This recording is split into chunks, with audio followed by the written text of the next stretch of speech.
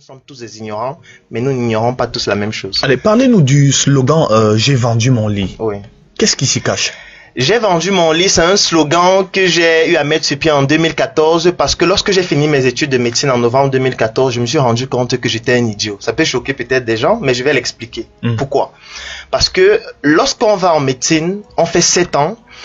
Normalement, quand on fait autant d'études, on doit pouvoir sortir et apporter des solutions dans notre pays qui doivent nous permettre de passer à un autre niveau. Oui. Mais je me rendais compte qu'en fait, j'étais un répétiteur. Et j'explique pourquoi. Lorsqu'un étudiant entre en faculté de médecine, il sort médecin.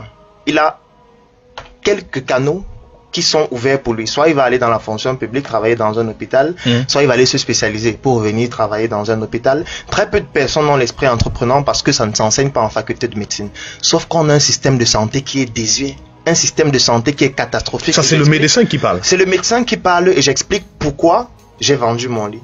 Parce que lorsque je fais des études sur notre système de santé, lorsque je fais des stages de médecine dans les hôpitaux, et même lorsque je sors médecin et je travaille dans certaines cliniques, je me rends compte qu'on a une médecine qui est beaucoup plus axée sur la médecine secondaire et tertiaire. J'explique simplement ce que ça veut dire. Oui. Il existe 3 types de médecine. La médecine primordiale et primaire, c'est celle qui intervient lorsque la personne n'est pas encore malade. Ça veut dire quoi? Si je vous vois là actuellement, vous êtes en bonne santé apparente. Pour vous anticiper. Si je vous donne des conseils, je vous dis exactement ce qu'il faut faire pour ne pas tomber malade. Là, je fais de la médecine primordiale et primaire. C'est un peu comme si vous avez votre plafond et l'eau coule. Au lieu de juste prendre un seau et de recueillir de l'eau, vous montez sur le plafond pour boucher les trous. Donc ça, c'est la médecine primordiale et primaire. La deuxième, c'est la médecine secondaire. Ça veut dire vous avez déjà un paludisme, vous venez à l'hôpital et vous avez besoin que je vous apporte des solutions pour que vous puissiez recouvrer votre santé. Ça, c'est la médecine secondaire. Donc on intervient quand le patient est déjà malade. Sauf que ça fait dépenser plus.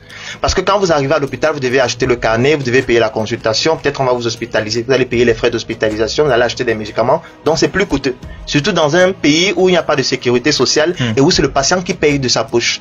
La troisième médecine, c'est la médecine tertiaire. Ça veut dire qu'on intervient lorsque vous avez déjà des complications d'une maladie qui s'est installée depuis longtemps. Par exemple, vous avez un cancer et il y a déjà des métastases. On doit peut-être vous mettre sur radiothérapie, chimiothérapie. Bref, je vous épargne des termes compliqués. Là, on est déjà dans la médecine tertiaire. Ouais. Sauf que notre médecine, notre système de santé est plus axé sur la secondaire et la tertiaire. C'est qu'il y a un non-sens au Cameroun. Parce que le pouvoir d'achat des individus n'est pas suffisamment élevé, on n'arrive pas déjà à manger, on ne peut donc pas se prendre en charge si l'État met sur pied une politique de médecine secondaire et tertiaire. Donc, moi je me suis donc rendu compte qu'en Chine, par exemple, le rôle du médecin c'est de soigner des personnes qui sont en bonne santé apparente. Ça veut dire que quand vous êtes en bonne santé, vous venez à l'hôpital, le médecin vous consulte, il vous donne des conseils sur le plan diététique, sur le plan alimentaire, sur le plan de la santé physique et sportive, et il vous dit voici tout ce qu'il faut faire pour ne pas tomber malade. Ça permet d'anticiper les éventuels cas de maladie. Absolument, parce qu'ils estiment que vous ne devez pas attendre d'être en guerre avant de fabriquer des armes. Vous devez avoir les armes avant. Donc c'est là où on paye le médecin. Maintenant, si vous tombez réellement malade, c'est le médecin qui doit se dépenser pour vous soigner parce qu'on estime qu'il n'a pas rempli sa mission. Oui. Donc, lorsqu'un médecin a plusieurs patients devant son bureau en Chine, on considère qu'il est incompétent, ce qui est le contraire chez nous. Parce que c'est lorsqu'un médecin ici a plusieurs patients qu'on considère qu'il est très fort parce que plus il est rare, plus il est fort.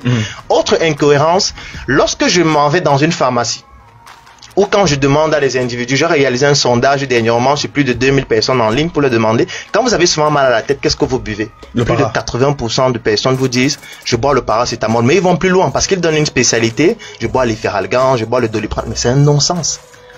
Ça devrait nous donner des crampes d'estomac au Cameroun en 2018.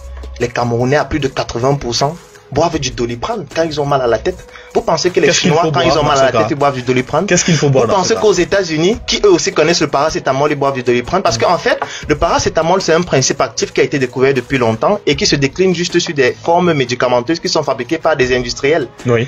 Donc, on devrait avoir un paracétamol qui est fabriqué par nos industriels camerounais. Sauf que ce n'est pas fait.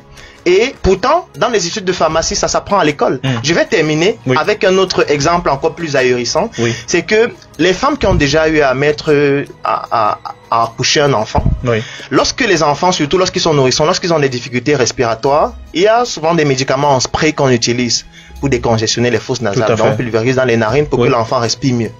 Dans nos pharmacies, on vend ces médicaments à 2300, parfois 3000 francs. Vous savez ce qu'il y a dans ces médicaments? Non. C'est de l'eau salée. Vous réalisez qu'en 2018, au Cameroun, on importe l'eau salée. Ça veut dire qu'il y a des personnes qui font pharmacie, sortent de pharmacie après avoir fait 6-7 ans, ils arrivent en pharmacie, vendre l'eau salée importée. Donc on n'a pas été capable de prendre un spray et de mettre l'eau salée à l'intérieur parce que c'est de l'eau de mer, donc l'eau salée. Je trouve que c'est un peu incohérent. On prend tout de l'extérieur pour amener chez nous, raison pour laquelle on a des compétences, oui. Exactement, raison pour laquelle j'estime toujours que nous sommes dans un coma intellectuel. Parce que là, c'est un problème sur le plan de la consistance intellectuelle. Et pour pouvoir sortir de ce coma, il faut vendre son lit intellectuel pour apporter des solutions qui permettent de développer le pays. Ne plus dormir, travailler désormais pour être Donc c'est plus le sommeil intellectuel au lieu du sommeil physique qui est nécessaire et indispensable. Tout à fait. Alors, comment exceller